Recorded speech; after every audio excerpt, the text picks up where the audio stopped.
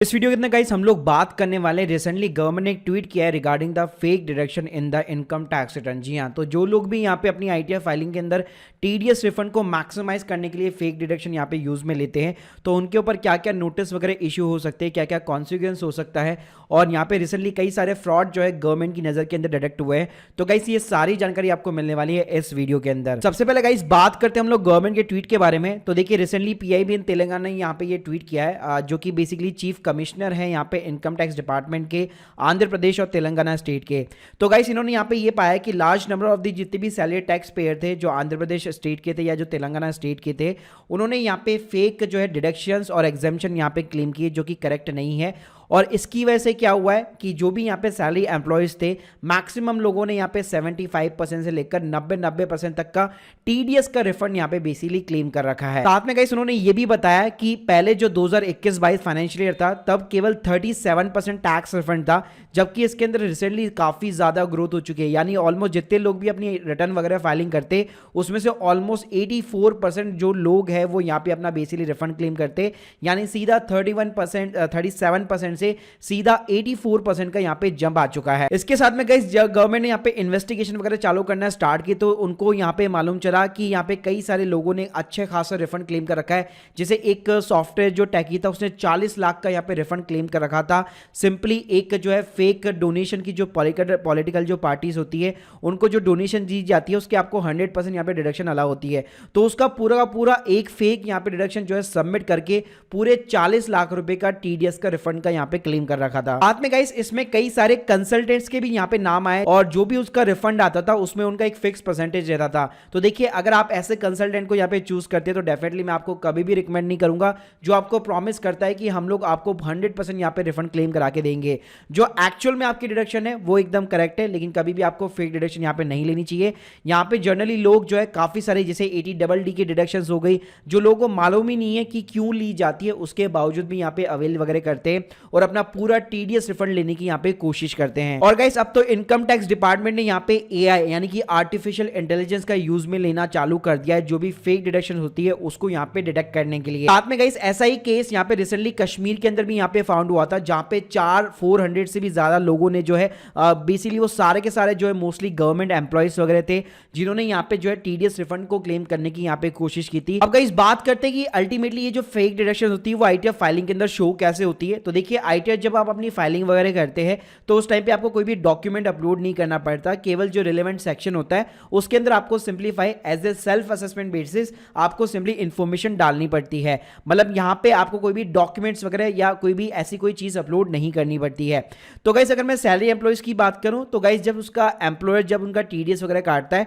तो उसके पहले ही हर सैलरी एम्प्लॉय से इन्वेस्टमेंट का डिक्लेरेशन वगैरह फॉर्म वगैरह सब कुछ ले लेता है। तो गाइस वो सारी चीजें कंसिडर करने के बाद ही आपका टीडीएस यहाँ पे डिडक्ट होता है। तो गाइस अगर आप अपनी जब आईटीआर वगैरह फाइल करते हैं तो उस टाइम पे अगर आपको लगता है कि मेरे पास में ये एडिशनल डिडक्शन अवेलेबल है ऑलरेडी, मेरे पास में इसका प्रॉपर प्रूफ वगैरह भी है, तभी आप यहाँ पे टीडीएस का जो रिफंड है वो यहाँ पे क्लेम कर सकते हैं। अगर आपके पास में ऐसा कुछ नहीं है और आप सिंपली एक फेक डिडक्शन जो है यहाँ पे दिखा करके अपने टीडीएस का रिफंड क्लेम करना चाहते हैं तो वो लॉ के यहाँ पे सिंपली अगेंस्ट है। अब गाइस अगर मैं बात करूं कि लोग किन के जनरली जो है फेक डिडक्शन को यहाँ पे क्लेम करते हैं, जो सेंसिटिव डिडक्शंस वगैरह हो सकती है, जैसे कई लोग जो है फेक एचआरए क्लेम करने के लिए रेंटल जो है फेक रिसिप्ट वगैरह दिखाते हैं। इसके अलावा एटीडी के अंदर मेडिकल उनका इंश्योरेंस नहीं है, उसके बावजूद भी मेडिकल इंश्योरेंस दिखाया जा रहा है, या उनके पेरेंट्स के जो एक्सपेंसेस होते हैं कोई भी बिल्स वगैरह नहीं है फिर भी दिखाए जा रहे हैं। इसके अलावा गाइस फेक डोनेशंस वगैरह हो गई, आपने कहीं चैरिटी वगैरह कर रखी है उसकी फेक डोनेशन स्लिप वगैरह बना ली आपने, उसके डिडक्शंस वगैरह हो गई। इसके अलावा रिसेंटली ये एक और यहाँ पे फ्रॉड जो है सामने निकल के आया था,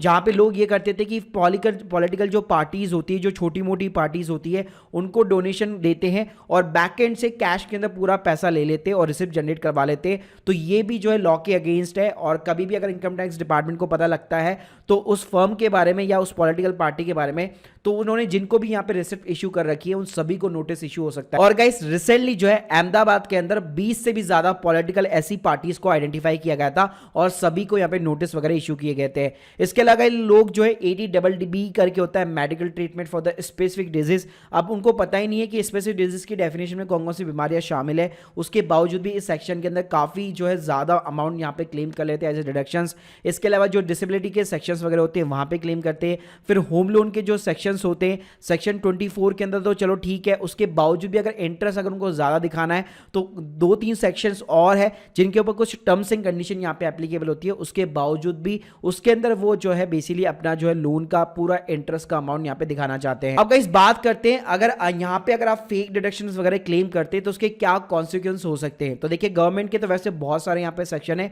लेकिन एक मैं जर्नल वीक के अंदर बात करूँ, जिस ट्वीट की मैं बात कर रहा हूँ, तो उन्होंने यहाँ पे ट्वीट करके यहाँ क्लैरिफिकेशन दी है कि अगर आप miss reporting of the income करते या क्लेमिंग करते डिडक्शंस वगैरह तो इंटरेस्ट लग सकता है आपके ऊपर 12% पर ईयर की रेट से, जो कि एक पेनल्टी हो सकती है, प्लस आपका जितना भी टैक्स वगैरह जो बन रहा होगा, जो आपने जो है कोशिश की होगी बचाने का, उसका 200% का पेनल्टी भी लग सकता है। और गाइस यहाँ पे प्रोसिक्यूशन विच में एंटाइल इम्प्रिजनमेंट का भी सेक्शन दिया हुआ है, यानी कि जेल जाने तक की भी नौबत आ सकती है। और गवर्नमेंट का यहाँ पे स्पेशली 270C करके एक सेक्शन अलग से दिया हुआ है, जहाँ पे अगर आप कोई भी विलफुल अटैम्प्ट करते हैं इवेट टैक्स करने के लिए, पेनल्टी या इंटरेस्ट करने के लिए, तो यहाँ पे जो है जेल जाने तक के भी सेक्शन वगैरह जो है प्रॉपर तरीके से दिए हुए हैं। सो गाइस अगर आप न्यूज सेक्शन में अगर जाकर देखेंगे IT रिफंड स्कैम, तो आपको कई सारी यहाँ पे बेसिकली जो है न्यूज़ यहाँ पे मिल जाने वाली है। तो मैं आपको सिंपली यहाँ पे समराइज करना चाहूँ तो गाइस कभी भी आपको फेक डिडक्शन यहाँ पे क्लेम नहीं करनी चाहिए। अगर आपका TDS वगैरह भी कटा हुआ है और अगर आप रिफंड वगैरह भी जो है लॉफुल तरीके से क्लेम करना चाहते हैं तो आपको अपनी प्रॉपर डिडक्शन वगैरह दिखानी पड़ेगी और उसके प्रॉपर यहाँ पे आपके पास में प्रूफ होने चाहिए,